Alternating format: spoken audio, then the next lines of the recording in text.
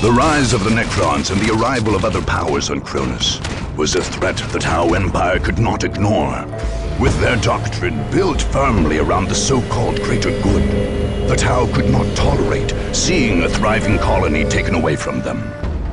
The Ethereals, leaders of the Empire, responded to the distress signals from Cronus by sending some of their best and brightest to retake the world. Aunel Shiorez was among the most lauded of a new generation of the ethereal caste. He would be responsible for restoring proper order to this wayward world. With him came the military leader, Shas Okais, a student of the teachings of Commander Puretide. Okais brought a massive force of fire-caste warriors, as well as auxiliaries from the Tau's allied races, the Kroot and the Vespid. Tau ground forces landed in the city of Tashin, or Ashadis, to use his true imperial name. And from there began the crusade to retake the planet as a whole.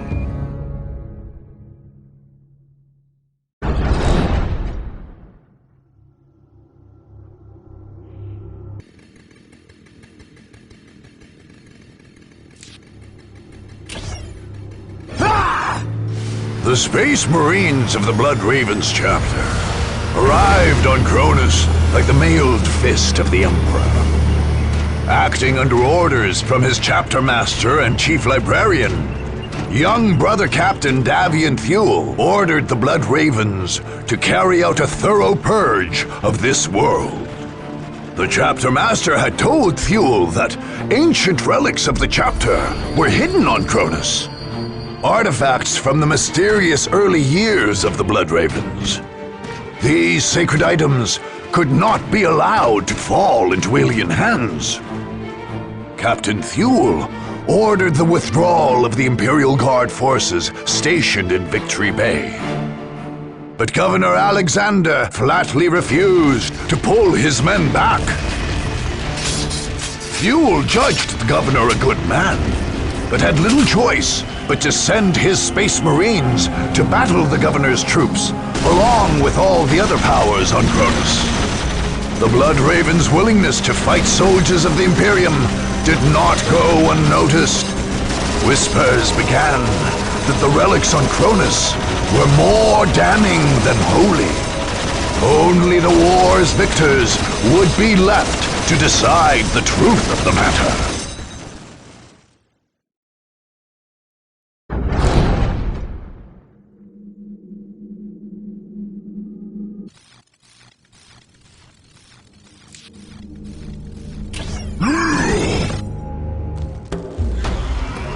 Driven from Lorne 5, the Orc war boss Gorgut's headhunter managed to return as a greater threat still during the Dark Crusade.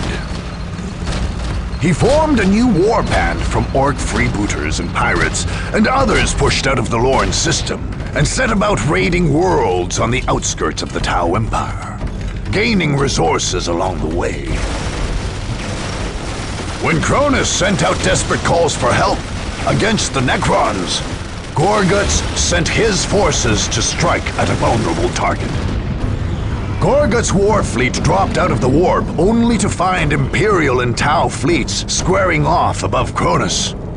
The Orcs lost several ships, but the clashing fleets were unable to repel the large number of rocks Gorguts threw into the atmosphere. These massive landing ships, made from converted asteroids, smashed into the Green Coast and unloaded their bands of Orc invaders. There, Gorguts brought the local feral orcs to heel and set about his conquest. The war had come to Cronus.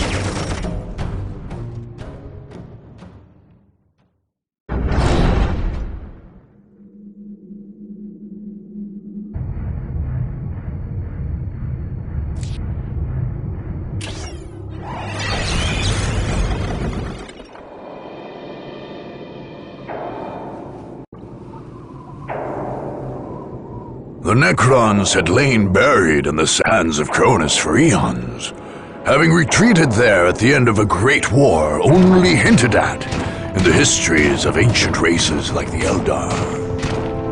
Long before man even stood upright, the Necrons and their dark gods had retreated to their tomb worlds. But their slumber was not eternal.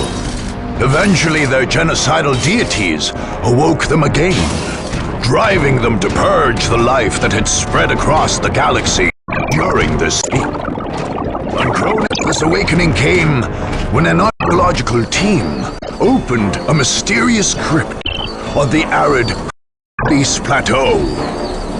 Most of the team died, but expedition leader Thomas Maccabee somehow became one of the mysterious Necron pariahs. Seemingly retained of his personality, he occasionally spoke for the Silent Army as it advanced. The Necron Lord of Cronus, the most ancient and powerful of the deathless creatures on the planet, promptly launched a campaign of extermination. His loathsome god, the Nightbringer, hungered for the deaths of all those of Cronus.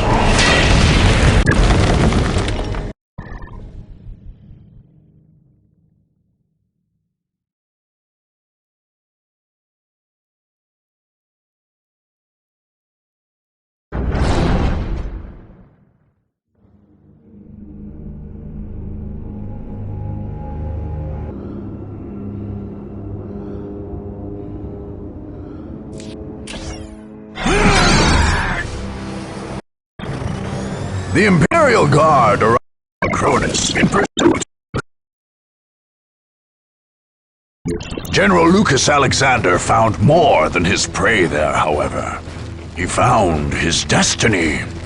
General Alexander claimed the abandoned city of Ironworks Bay as a base of operations and found there the massive Hellstorm cannon of an Imperator war titan.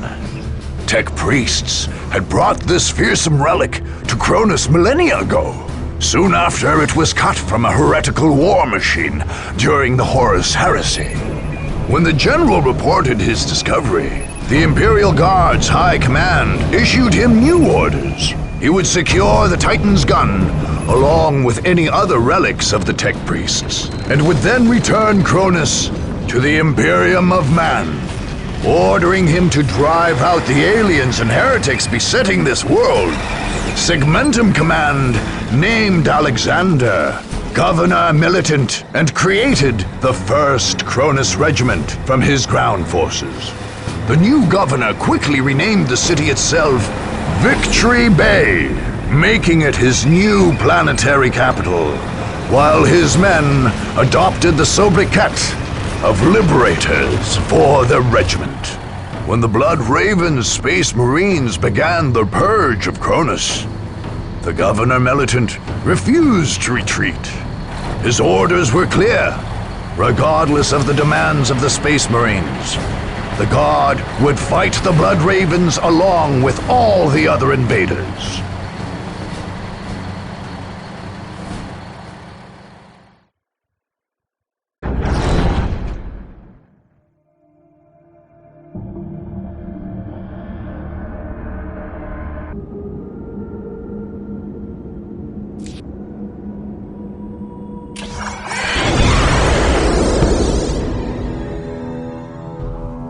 In the depths of Craftworld Ulthwé, the Eldar Farseer Taldir foresaw the return of the Necrons and their campaign of galactic genocide.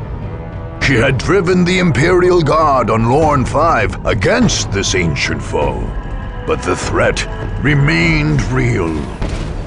When the Necrons rose on Cronus, Taldir faced a new problem. This planet on the galaxy's edge was beyond the reach of the Eldar webway. Instead of traveling from the craft world via this ancient system, Taldir's forces arrived aboard her wraith ship, the Vision of Lilith. This alien vessel hid at the edge of the system while an advance party took a small shuttle to the frozen wastes of Tyria. There, they erected special gateways linked to the holds of the vision of Lilith. The Eldar found the planet in a sorry state. The Necrons were on the march, and the assortment of other powers on Cronus could not be trusted to stop them. Abandoning her habitual manipulations, Taldir ordered her forces to begin an all-out conquest of Cronus. If none of the Mon-Kai would stop the Necrons, the Eldar would do it themselves.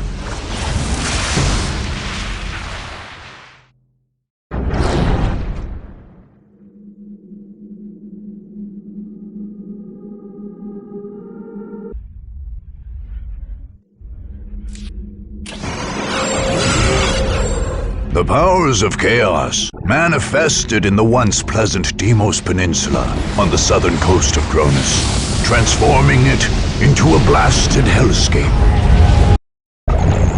Summoned by heretical cultists, the Black Apostle Eliphas, the Inheritor, emerged from the warp, leading a whole company of the Word-Bearer Chaos Legion. These heretical space marines had been to Cronus before, fighting against their loyal brothers during the dark days of the Horus Heresy. Eliphas had been but a young champion then, but returned a terrible Chaos Lord, ready to bring ruin to the galaxy. The Dark Crusade would be his proving ground.